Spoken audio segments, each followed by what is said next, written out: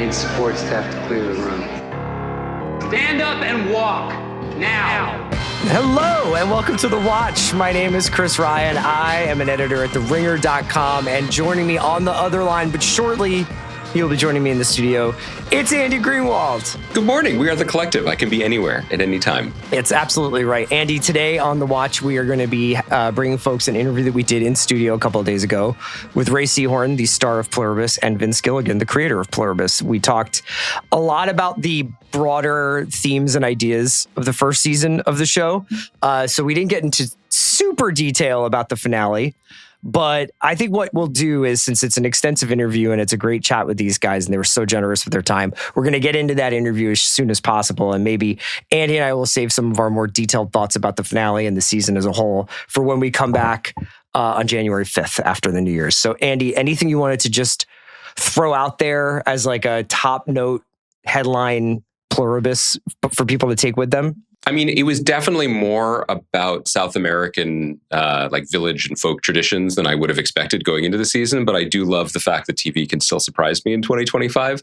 No, that said, I thought that it was a pretty triumphant finale for what was an incredibly subtle, in some ways, and impressive season. And one thing that I really liked about the show was just right there in the opening that I'm referring to. It has a cold open where I believe her name is Kusamayo, is eager to be uploaded. And so we find out that they have, in fact, worked on the precise combination of smelling salts airborne, that baby. will... Just they straight can do it with the extra moisturizer. You ever worry about that? Like, you're just shooting that stuff up there one of these days. I appreciated that it was a subtle and artistic and slightly digressive way to say, this can happen. This is coming for Carol. They can do this.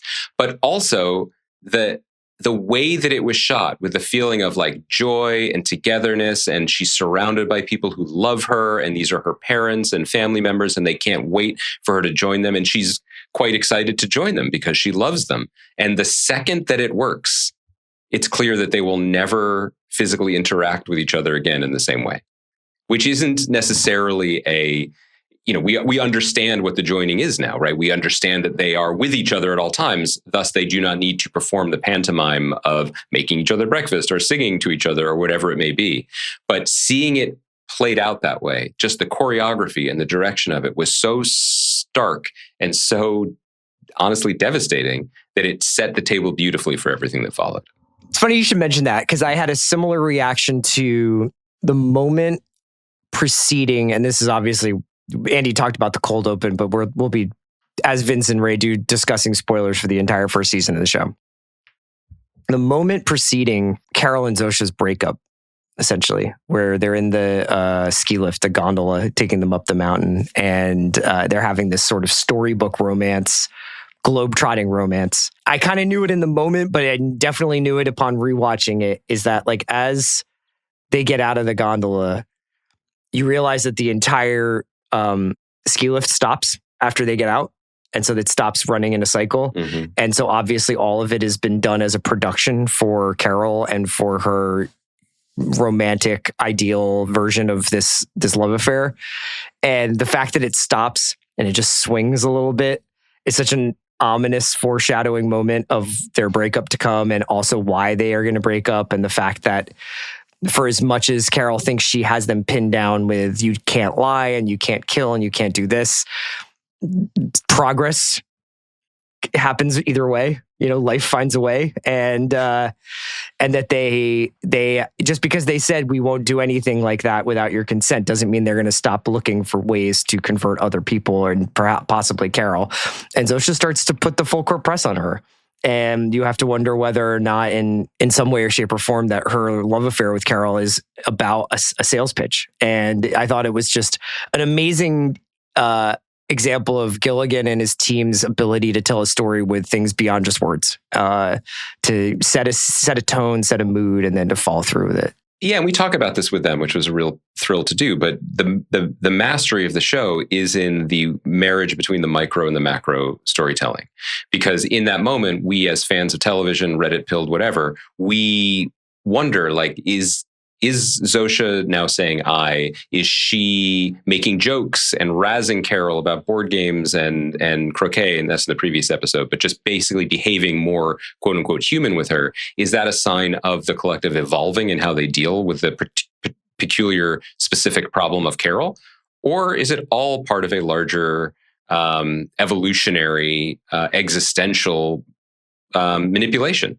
And then, of course, what are all relationships maybe but a delicate dance between softening yourself and making yourself vulnerable and open to other people's ideas and behaviors, and kind of wanting to bring down the hammer of getting what you want out of it. Really, what is a podcast right? but that? Yeah. It's finally time we just admitted it with each other. And the day you watch a Miyazaki movie, I'll know that you have been uploaded to the larger stream. That's when I bring the atom bomb. I have a helicopter come and drop. The wind rises. I don't know if anybody does it better than the Albuquerque crew or the Vince Gilligan creative team. Is run right at television's essential struggle between the desire for the audience's desire, and maybe often the creator's desire to grant wishes and make people enjoy things and feel good about things, and the essential note of conflict, which is what drives all storytelling.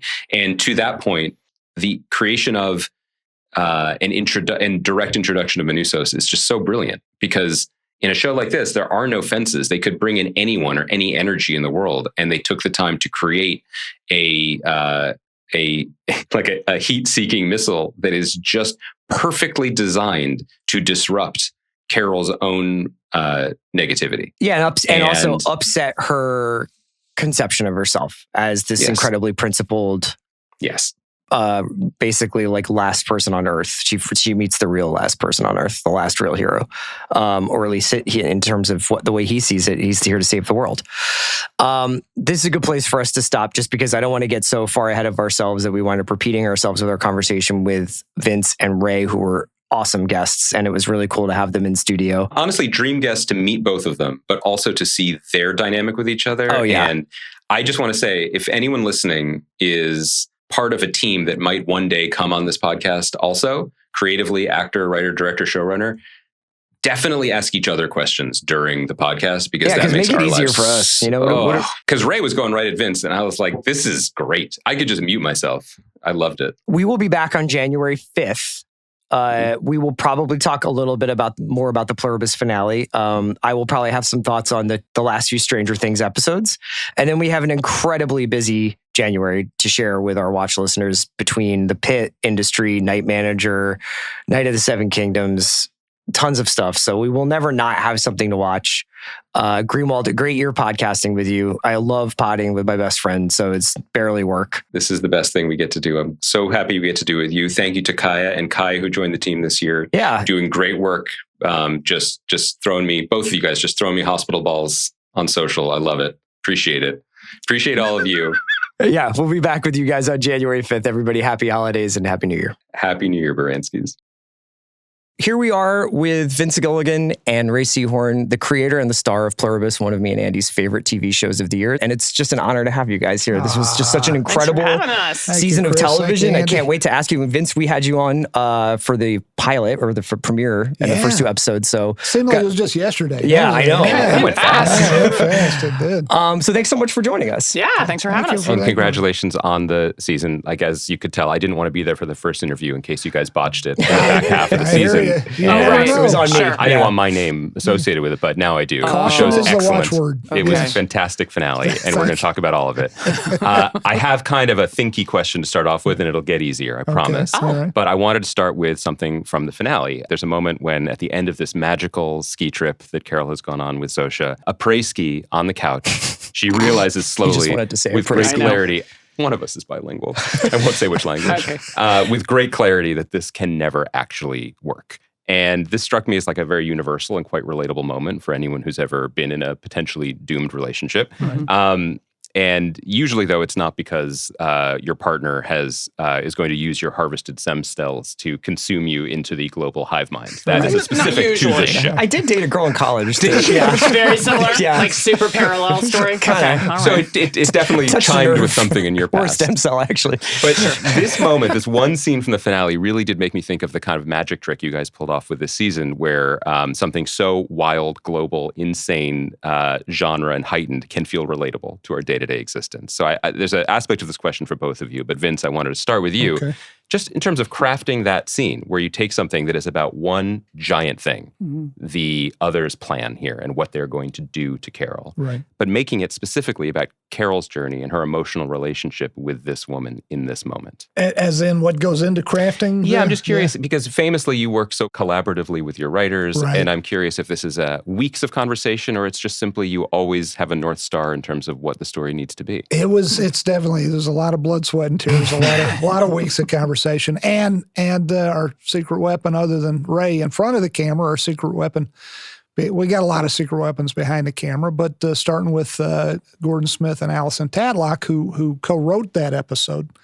But there were a lot of conversations with all of us writers, 7 of us, figuring this stuff out. And none of it comes easily. Sometimes I just feel like, gosh, you watch it later and some smart person has insight into it and says, this is kind of like every relationship in a certain sense, every new relationship. Like, I guess it is. I hadn't really thought of it until just now. Is it more of a math problem for you guys in the room saying this scene has to start here with Carol here and we have to end it with her realizing this and then you fill in the blanks? Yeah, like is it all the way back to like when you're breaking the stories like in the beginning? The breaking process is the most important part of the process. It is where we sit around in the room and we say, what happens next? And sometimes we do jump ahead. Sometimes we say, where should the season end? Right. What is the big revelation at the end of the season? At the very beginning of the season, we didn't know there would be that respite for Carol where she finds out, they need our stem cells. They need to stick a big needle in her hip. And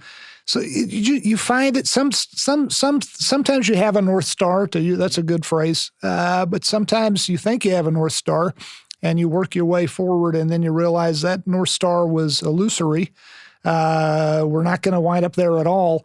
It's every single day is either a bold new adventure or a fresh hell, depending on how you want to look at it. But Adventure in hell, but you just it's not the most satisfying answer, except to say to folks listening to this, watching this, who are struggling to do this job, know that we're struggling too. It never gets easier, which is kind of a bummer. But on the other hand, if you look around, everyone else has it easier than me, I'm having a hard time. No, everybody, if you're doing it right, it's not easy. So that's the best short answer I can give to it. And you've always said, which I thought was great advice to writers, that if it comes too easy, like then the character does this, because it's just going to make it really easy for you to make the show or the scene go where you wanted it to. You need to kick the tires on that because it might not be actually what that character would do. Like you need to drill down. It's interesting. In the beginning of that scene, Carol has said that maybe she's happy. And it's almost as like an alien virus is in her body in that moment. I wondered what that felt like for you to play, right? We had a lot of discussions about that. And Carol, when she was pre this event and this kind of misanthrope, she wasn't allowing herself to experience happiness. And I think probably mostly subconsciously, but a little bit consciously, she's aware that that wasn't the best way to go about life, that I'll be happy when, I'll be content when, I'll be successful when. And, even her thoughts and when she's remembering the ice hotel, she knows that she didn't allow herself to take in that kind of beauty and that kind of love when she could have. There's some willing delusion as far as feeling love. I think she is feeling affection for Zosia, but it's also coming out of being so broken by the time in isolation, not just the 40 plus days or whatever it was, but also the existential threat that it would be forever. Yeah. You're going to die alone and never speak to anybody ever again unless you make this shift. And so we had lots of conversations about what's front of mind versus back of mind, what's being suppressed versus what's in the front. How much is she allowing herself And then they did this brilliant thing for me to hang on to as an actor, that she's trying to be happy. She's trying to take it all in. And then, much like you brought up, there's still the very human part of us that sometimes is petty, sometimes is defensive, sometimes can't leave, good enough alone. And Carol's definitely one of those people that everybody knows on a great date, you don't ask about exes. Like, what are you doing? Yeah. Like, she clearly is immediately picking at something. And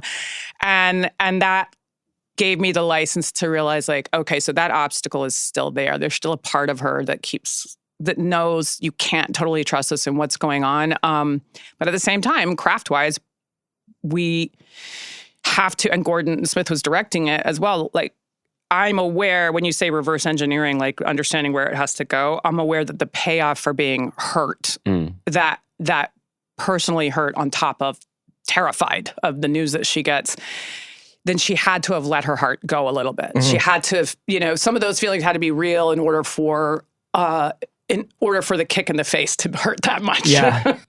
I love those scenes of the sort of more romantic interlude with Carol and Zosia, just because they're almost filmed like a fantasy. Like, they're filmed like a memory that you would have, like a memory where you're like, I've erased the bad part of this relationship, and all I remember now is us being escorted up this gondola to the chalet or whatever. And I was wondering whether or not, when you were doing scenes with Carolina, like when you were doing the Zosia scenes, like, what is that like? What is she like as a scene partner when she is also a part of a collective consciousness, basically? Right. I mean, first off, hats off to her. That is such a deceptively difficult role. And Carolina Widra is just crushing it. Yeah. And I've had these conversations with Vince and in certain interviews in the beginning, when she was really like not struggling in any kind of pejorative sense, but like the way we should as actors, trying to like dig down, like how do you play this? And she's trying to dial it in with Vince or with Gordon or any of the writers and directors. And you suddenly, I know she felt like, why am I not getting this? And I was like, you're having all the tools that we normally rely on as actors taken away. Yeah. You cannot listen and react. You can't even, other than certain parts of the neurodiverse population, in general, humans mirror each other. We reciprocate. If you take the conversation angry, or you look like something just crossed your mind that's sad, like, I follow, I mirror that, but she can't.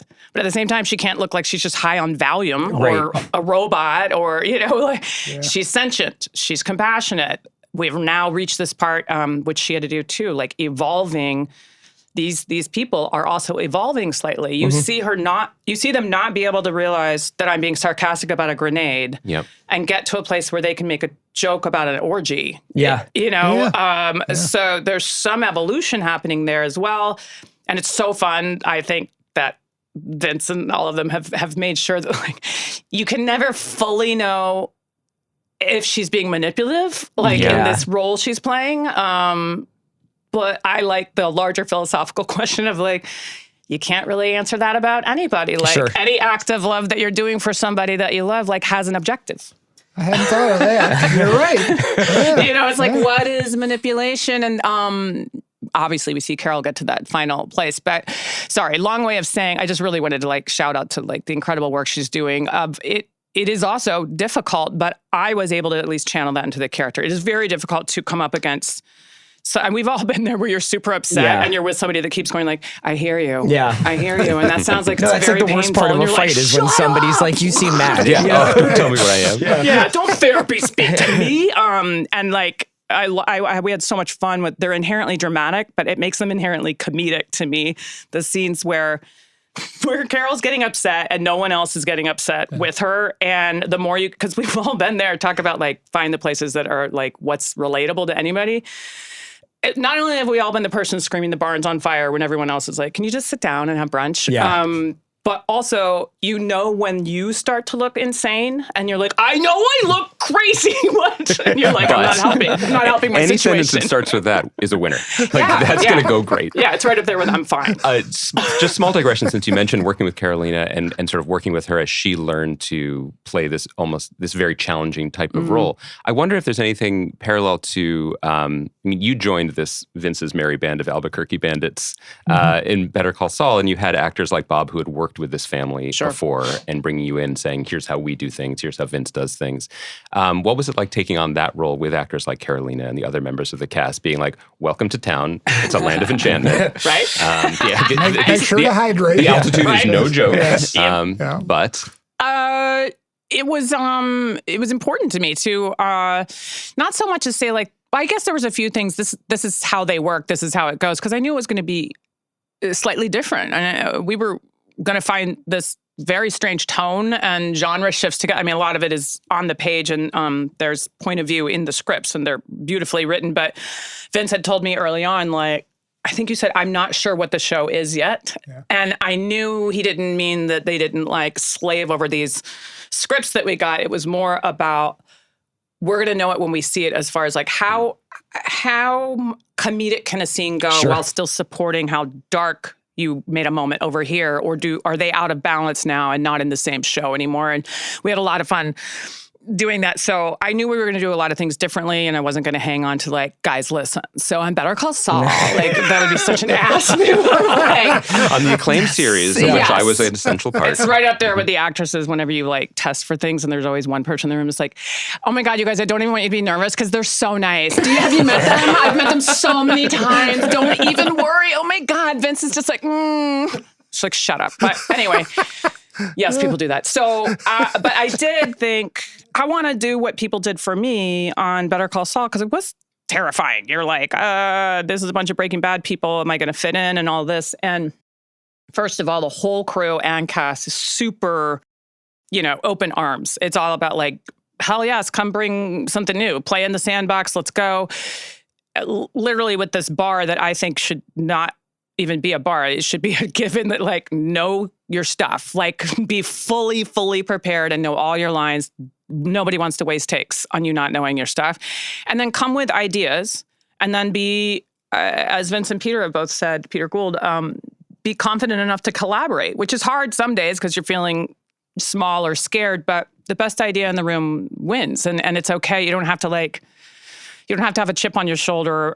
You can receive ideas from anywhere. And so I did tell everyone, I made sure that everybody felt like they were part of the family. And I make sure I get whoever is certainly my other supporting cast members, but also guest stars whenever possible. And Bob Odenkirk and Patrick Fabian and most of the members of Better Call Saul, if they had time, did the same. Like, go rehearse with them. Yeah. Not to nail down a performance. We want to leave that open, but to run lines, to get familiar. It is not. You'd work on your own time on the weekend. Too. Yes, we did it on the weekends. If I couldn't do it because of my hours, then I would ask them if they could meet me out at a fitting, at my lunch break, in my trailer, anything. It's so hard, and I've been there, to be a guest star and have the only time you've said the lines out loud prior to action was by yourself in your hotel room. Yeah. Whether you're a seasoned vet or not, it's just really hard. So in that way, I just wanted to make sure people understand, I'm here for you. We're all here for you. We're all going to collaborate together. It's going to be awesome.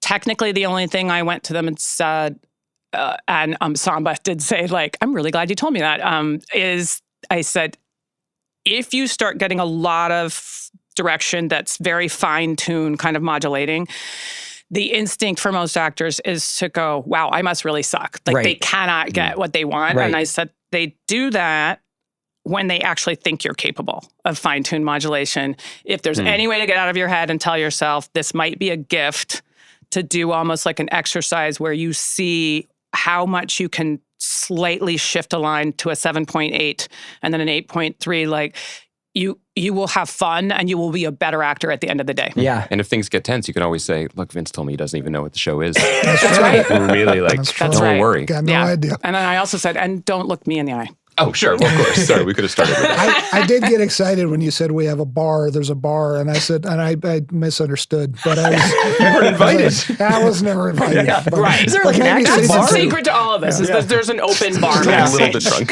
Just a smidge. I was wondering, there are a few episodes here, and this is for both of you, but like there are a couple of episodes of this season that I imagine like a different version of the show, the script could have been like 8 pages long, because that's like, there's not that much action in a classical sense. Like you'll expand the accordion of time and show Carol do 13 things around her house that like ordinarily most TV shows would be like Carol walks into a room and then sure. cut to whatever the thing that she was trying to accomplish is. Right. And I gotta admit, I would wonder, have you done stuff like that before? Like since like being on stage, like where you have this much like workaday stuff to like And wordless. you mean. depict. Yeah. And a lot of it is wordless, like Sure. on screen. Well, I wasn't totally surprised by that kind Sure. of storytelling because, I mean, look at the Mike Because of Saul, Ehrmantraut yeah. scenes, but, because of Breaking Bad and Better Call Saul. I have seen them advance story. I think I'm going to get the writer language wrong, so you can help me. The advance the story through character development. Is that the right way? Like, it's not plot. Sometimes the character going through a task is what's advancing the story. And the old expression, character is plot is character Right. sometimes. Okay. Yeah, I mean, not always, but Right. but without yeah. dialogue and not being afraid. I think another big component to that is that Vince assumes the intelligence of his audience. Sure. And I think his fans feel very rewarded by that, that it's okay to because in those moments, especially when I'm by myself, I realized this time around, because I had so many scenes because of the isolation sort of portrait part of the story, that in those moments, the audience is frequently my scene partner because I'm taking their hand down the rabbit hole. Not that I'm playing to camera, in that sense, but we are plotting out the same story points of this task, whether it is burying her wife, putting the pavers on it, or even just the smaller things like waking up in the morning. If they have me waking up on the couch with an empty bottle near me, I know I couldn't sleep in the bed where my wife used to sleep still. And I had to drink to get myself to fall asleep. That's a very specific way to fall asleep and a very specific way to wake up. And we all know those horrible moments when something horrific happens and you wake up the next morning and you have that little sliver of time where it's possible it was a nightmare. Mm-hmm. And then we stage it so, that I turn and I see Helen's body and it comes crashing down. And then it's about playing those moments with or without dialogue. I'm thinking like, what's next? You would immediately think, well, did the whole thing happen? Yeah. Was any of it a dream? Is it all real? And you just go from there and tell the story the same as you would without dialogue. Well, as an audience member, it's a different kind of watching that I think you're used to in contemporary television, because there is a degree of wandering eye going on. I mean, just with the sheer amount of TV that I watch, sometimes I will like look at my phone or whatever while I'm watching something, but it's disappointing. We're all I don't even have a phone. it's I'll give up my Apple TV subscription if it's like as a penalty. But it's like I can't do that with this show at all. You have to, because even if you think like, what could I possibly see on this version of her listening to the voicemail message on this time? There's always something. There's always something being revealed. There's always something that you can be like, I now mark her emotional journey here because of this or whatever. And it's like actually just close watching. It's such a fascinating, it's not a question. It's really more of just. I'm astounded by it too. I mean, we wrote it because we knew we are able to have that tool in the toolbox because we know Ray will pull it off. Oh, and not everybody can. I mean, not every actor can. And I mean, it's just, you can watch her over and over again. That's what the highest compliment for anything I can ever have a hand in making is if people want to rewatch it. And if people get together on their own time and talk about it. And we hear anecdotally that's happening a lot. And again, so much of it is Ray's ability to be watched and rewatched, and it's I used to think, what is it that movie stars have? Is it what kind of? There's a certain charisma And there is, and it's ineffable, and it's hard to, a lot of people for many decades, generations have tried to figure out what it is. I don't know what it is, but I do know that when an actor is having all of that, is doing that hard work that Ray is doing, and also all of these actors are, just as an example, Carlos Manuel Vesca in the last episode that aired 107, he's all by himself too for a big chunk. Mm-hmm. And what both these actors have in common is they have this inner life. It's just, I'm just repeating kind of different words what Ray just said, but it just, there's a version of acting where you can just sort of, where's the light? Is the light hitting me? Where am I on my mark? And let the audience provide the context and the interpretation. But Ray is actively doing all that stuff, and you can see. Not my finest. Called you the jumbotron face. I said, Ray has a face like a jumbotron screen, and it was. I think it just popped into my head because it was right after that Coldplay thing. Yeah. But it was like, it's like, I meant it well. I had good intentions, but it was like you see everything without any words. Without any dialogue. So not everybody can do that. Thanks. Yeah, he came right in. We were doing some press junket, and he was in a different room. We come into the hall, and he's like, I need to tell you something I just said. And I was like, what? And he's like, I want to explain Jumbotron. And I was like, what? But you said like theater, and I absolutely agree. It is, to me, Better Call Saul and now Pluribus have been the closest to my experiences on stage. Yeah, I remember seeing The Humans in New York, the play, and Reed Birney has a moment in the beginning where it's very we used to call it sometimes holding the stage. Mm-hmm. You don't have to be doing something as long as you're thinking the thoughts, and you'll suddenly get in sync with thinking the thoughts, telling the story of the character and what they're doing, and why are they pausing right now, especially if it's not direct address, it's about something else that you're inviting them into. Yeah. And Reed did it, and the audience will start, it's like their heart starts syncing with yours, and the breathing starts syncing with you, and you can hear a pin drop. And I used to do that a lot. You're right, a lot of television will cut it, so you kind of almost start becoming afraid to add thoughtful pauses or meditative moments because they get cut, and then it looks like your timing is weird when they put it together. I guess it would, I learned a lot watching Jonathan Banks on Saul. I would go to set a lot to watch him because he had these long periods, and he's really, really good at inviting the camera in, because I had a habit in the beginning that when they would give me very private moments, I would instinctively turn away from the camera because I do think of it as another entity there.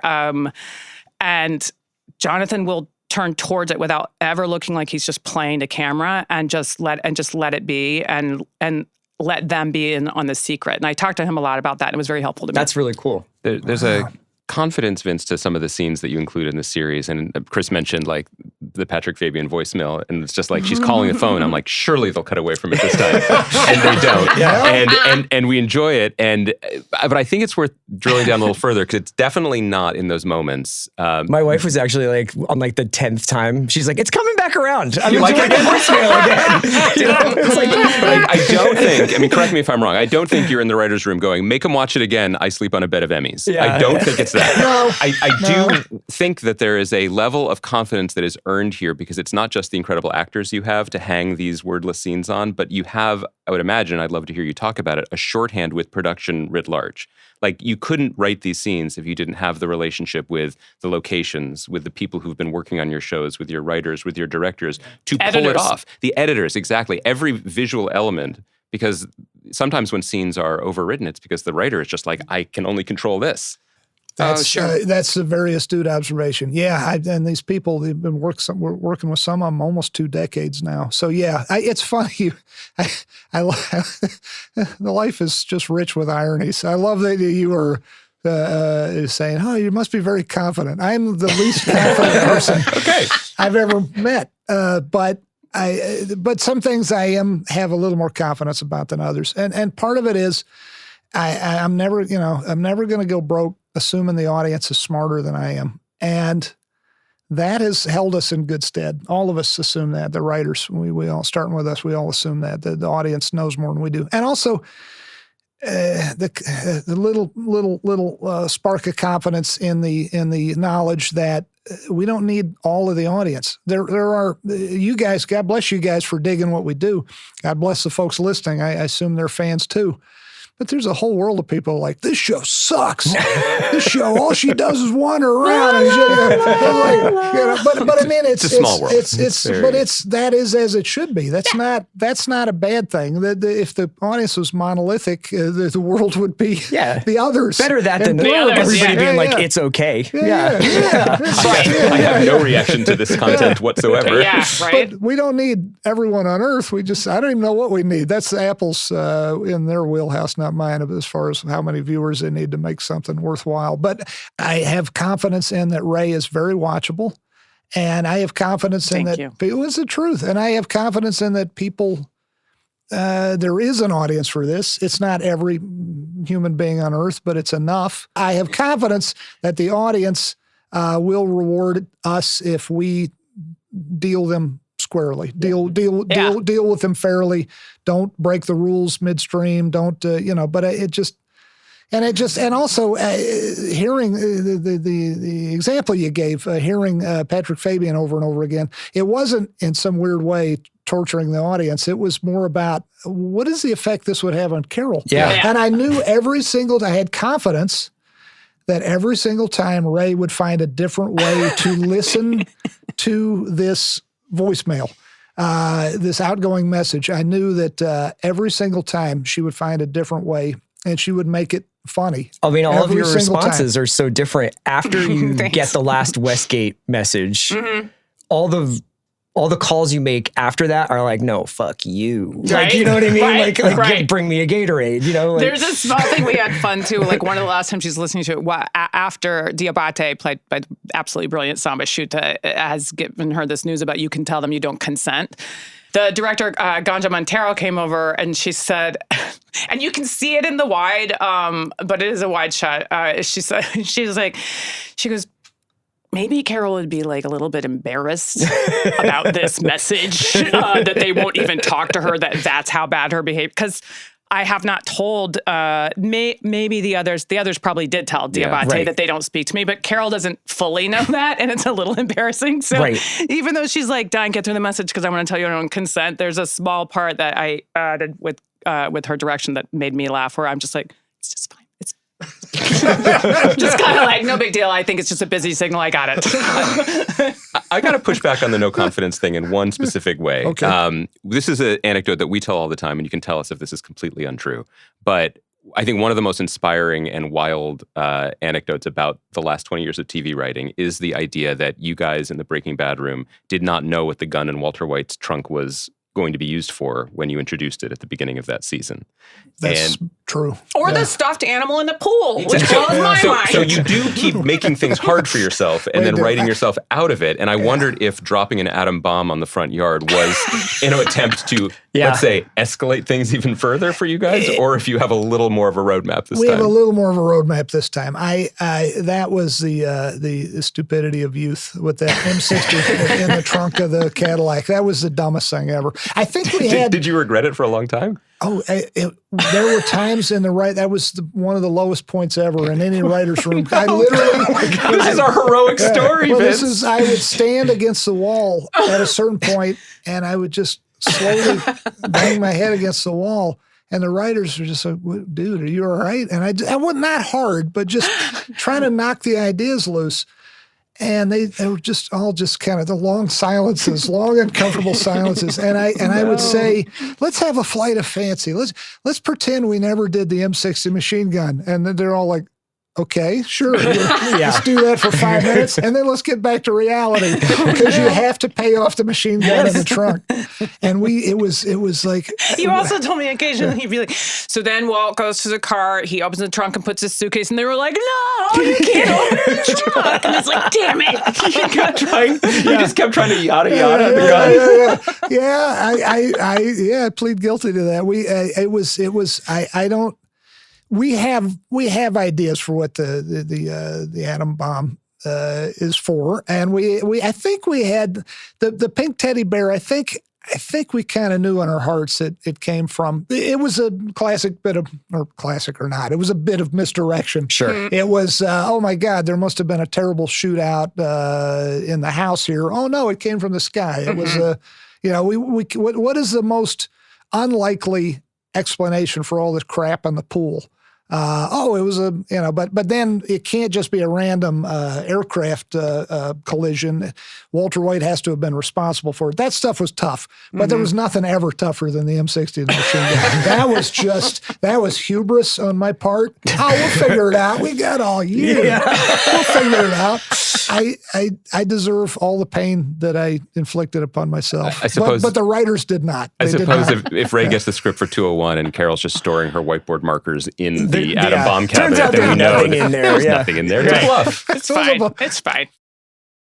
The Manussos plot is something that's fascinating to me because his journey is so electrifying to watch. Mm-hmm. You know, that road trip that he takes to get through the Darien Gap and to get to Carol. Mm-hmm. And you're playing it when he arrives very defensively, but also like kind of like, this is my home turf, and like this, I have my ideas about how I want things to go here. And I almost was curious whether or not, like, do you have to turn off the side of your brain that knows what else is happening in the other half of these scripts or in the other half of this story when you're acting just Carol's POV from those scenes? Well, we only get our scripts one at a time. Like, Okay. I am usually around in the middle of shooting, like, let's say 6 when I get 7. Sure. And occasionally I'll ask a few questions, but mostly, and this started happening on Better Call Saul, I realized it's not really, like, if I'm doing a play, understanding what the end point is going to help me to reverse engineer what the most interesting point A is, right? To take that journey. But I think a lot of times we end up asking where something's going to help, and I have on other series to help understand, like, how do I help tell this story? I need to make sure that my character, I know later that I'm going to find out that my character's lying, so that's part of me playing it now. Versus, I find in the world that Vince Gilligan and Peter Gould were creating that you're playing.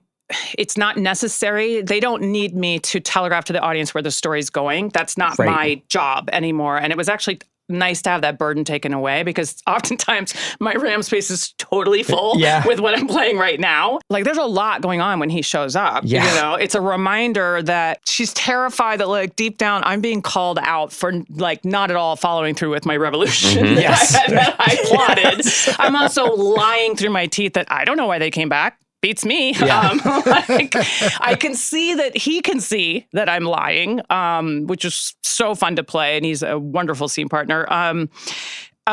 She's protective, but also, like, baseline, because somebody asked me the other day, they were like, she's just so rude, though, as soon as he comes out. I was like, he showed up with a machete. Yeah, in an ambulance. An ambulance. It was like, I'm coming in, and then bats my phone away from me. Like, I'm allowed to be a little pissy.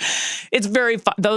All the energies they put me next to, whether it's Zosia or Diabate's energy or and now Manussos, like, they're, again, inherently dramatic, but inherently comedic as well, if we just play our objectives, because we're both immovable objects in that scene. I want to talk specifically about the playing Carol against different energy, because the log line is the most miserable person in the world must save the world.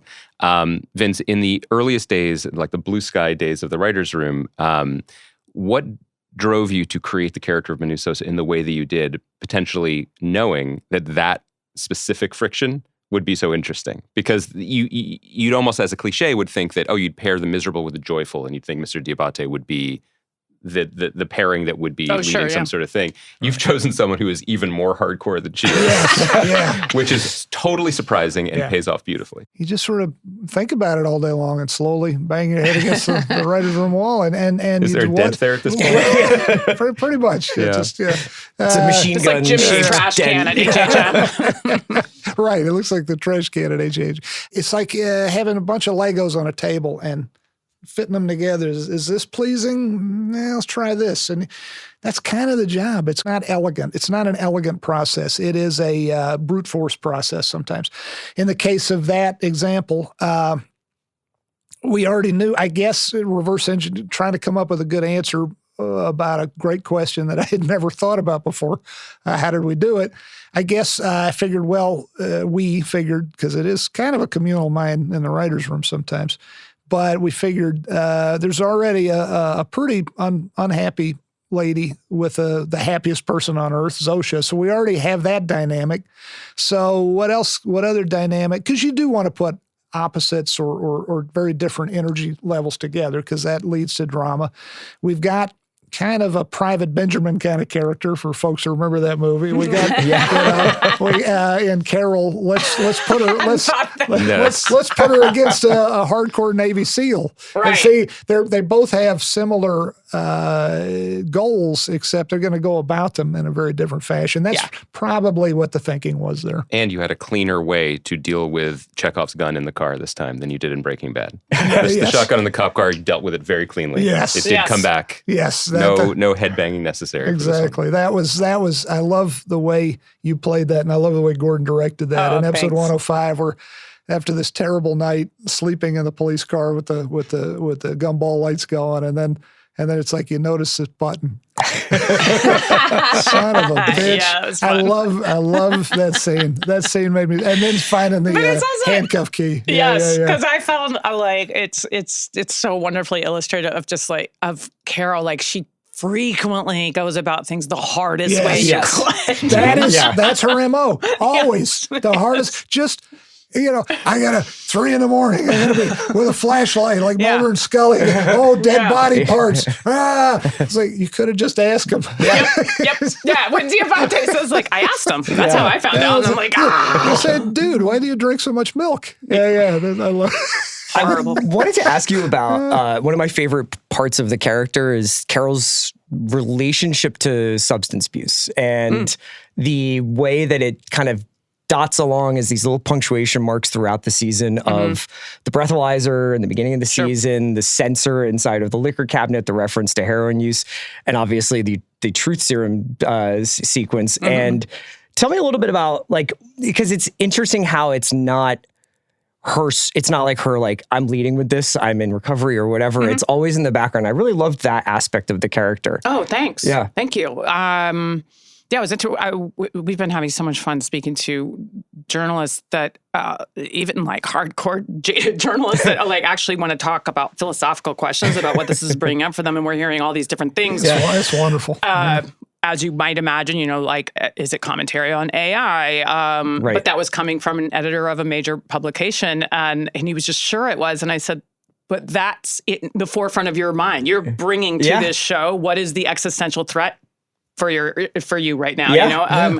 When Vince started writing it 10 years ago, the AI existed, but not the debate topic it is now. Likewise, the pandemic lockdown hadn't happened yet. And I bring that up because I had a journalist once say that she thought the entire show is a metaphor and portrait of grief and depression. Right.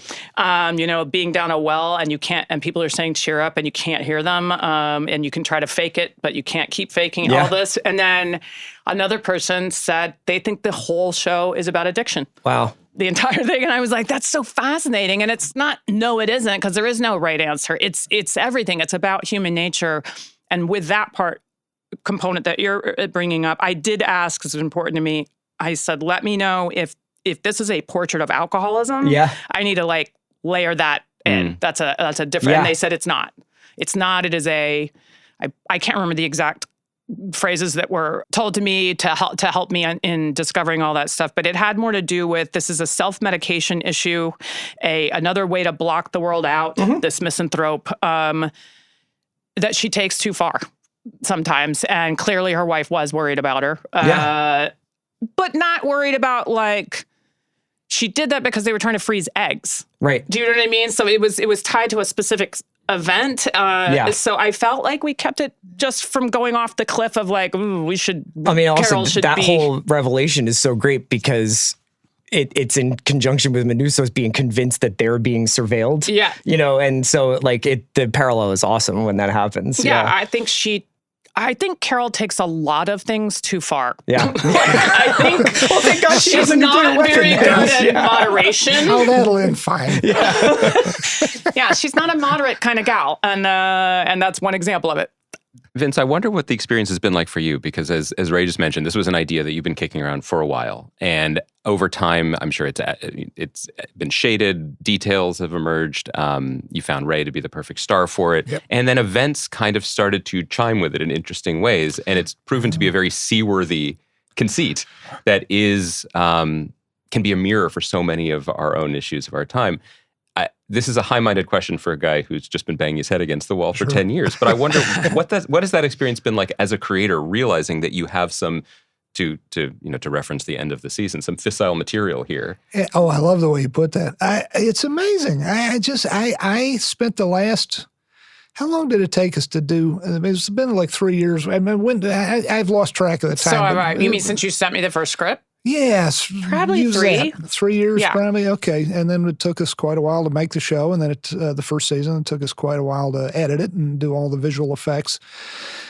The last however many X number of years, 3, let's call it 3, although I'd been thinking about it for almost 10, I was telling myself, and then, 3 in the morning, you wake up in the middle of the night and worry about things.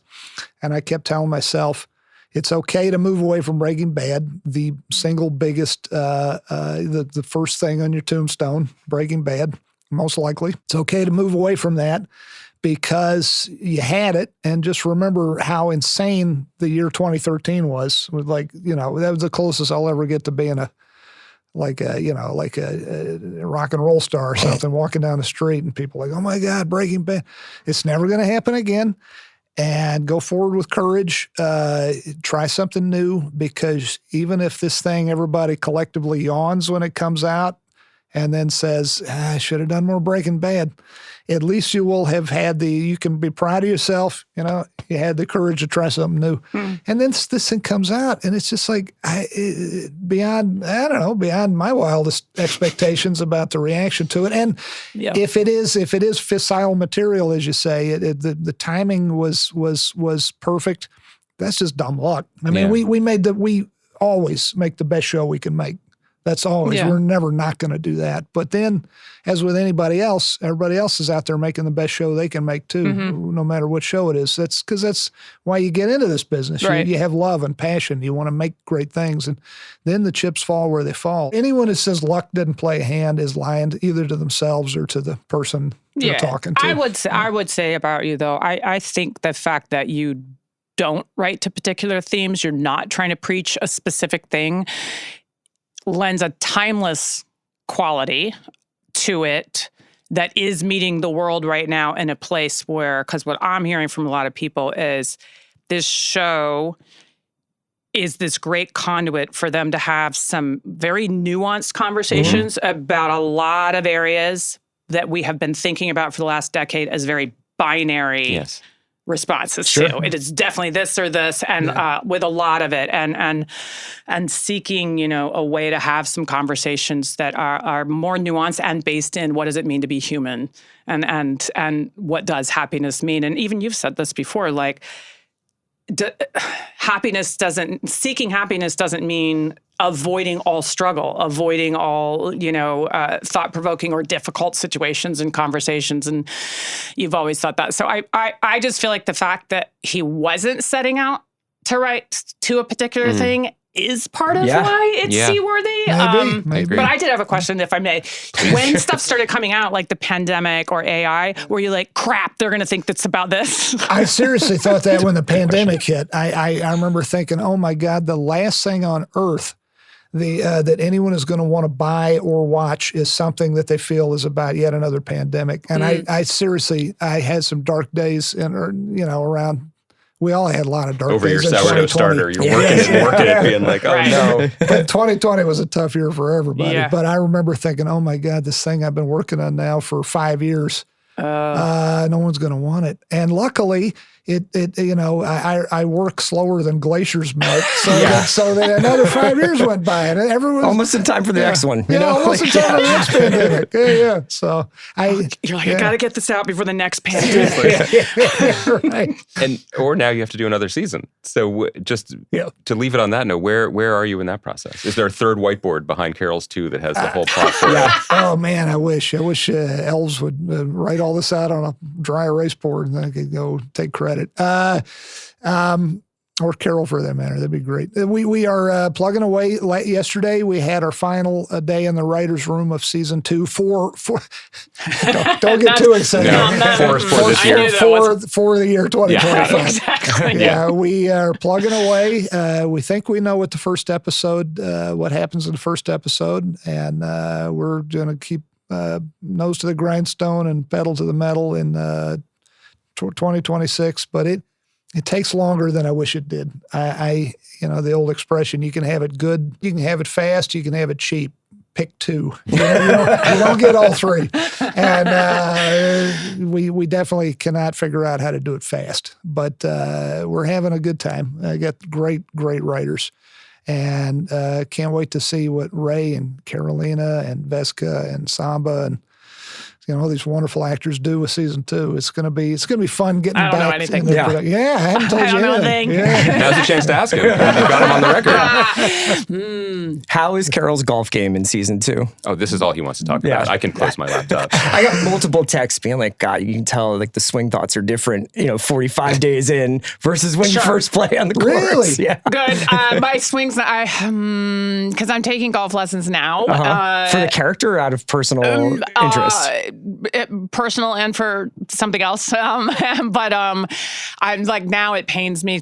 I just didn't, I feel so There's nothing bad. I worse than didn't watching get yourself to get swing a golf enough club. lessons. Yeah. And I see that my stances, I think I pulled off looking like somebody who does golf. Yes. Just not really, really well, which is what I wanted to get to. And I ran out of time. I did the best I could. When you were hitting the skyscraper, you were dialed. I had nothing to do with where the ball goes. That is Diane Mercer in post. Yeah, but you talked about the show being a mirror. Chris really only wanted to talk about the golf swing and the Zins that were for sale in the gas station. No, that you got the there were no Gatorade. Zins. Oh, that there were no Zins. There was all cigarettes. And my buddy and I was like, do you think that the others use Zin? Because interesting. Yeah, they've cleaned them out. My friend What's only. Zin? I'm sorry. it's like I'm glad I get to do We're this not with Vince sponsored. Gilligan. It's like a tobacco pouch, like a nicotine pouch. Okay, all yeah, right. but very popular with golfers, actually. So unfortunately popular with teens. Teens, yes. Yeah, don't not do a good thing. Don't do it. 48-year-old men.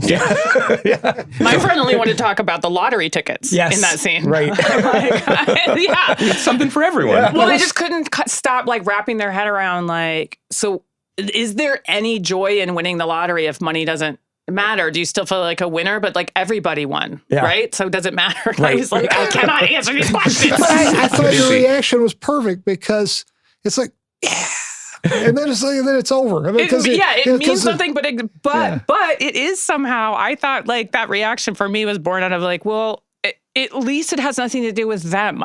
It is my own success because it's based on odds and luck that they didn't do. Yeah. See, because I love the way you played it, but you could have also gone, now I fucking win the lottery. Yeah, it's now. Right. What about the last 30 years? Yeah, you could just go to Fort Knox anyway. Yeah. Ray, Vince, thank you so much for joining us. Thank you so much for this season of TV. Thank you. Thanks for having us. Of course. This was a pleasure. fun. Thanks, Super guys. fun. Thank you. Thank you, guys.